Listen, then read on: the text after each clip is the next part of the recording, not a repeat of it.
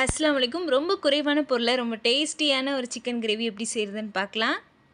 இதுக்கு 10 சின்ன வெங்காயம், ஒரு பெரிய வெங்காயத்த நல்லா முட்டைக்கு நறுக்குற மாரி பொடியா கட் பண்ணி வச்சிருக்கேன். அதுக்கப்புறம் 3 பழுத்த தக்காளியும் பொடியா கட் பண்ணி வச்சிருக்கேன். ஒரு 10 பூண்ட தட்டிட்டு சேர்த்துருக்கேன். அதே மாரி இஞ்சியும் தட்டிட்டு வச்சிருக்கேன். ஒரு சின்ன துண்டு அளவு இஞ்சிய. பேஸ்ட்டா போடுறதுக்கும், தட்டிட்டு போடுறதுக்கும் டிஃப்ரெண்ட் இருக்கு. அதனால தட்டிட்டே தான் இந்த ரெசிபிக்கு சேர்க்கணும்.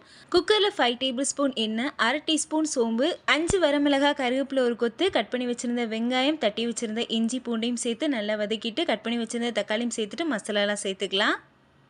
இதுக்கு மிளகாய்த்தூள் மட்டும் தான் சேர்க்கணும். அதனால் 2 டேபிள் ஸ்பூன் அளவுக்கு மிளகாய்த்தூள் மட்டும் சேர்த்துருக்கேன். அதுக்கப்புறம் கழுவி வச்சுருந்த சிக்கன் 1 கிலோ சிக்கனையும் சேர்த்துட்டு இதுக்கு தேவையான அளவு உப்பு சேர்த்து மசாலாவோடு நல்லா மிக்ஸ் பண்ணிவிட்டு ஒரு 1/2 டம்ளர் அளவுக்கு தண்ணி சேர்த்து ஒரே ஒரு விசில் விட்டு எடுத்துக்கலாம்.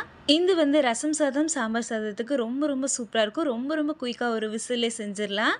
இப்போ டேஸ்டி சிக்கன் கிரேவி ரெடி.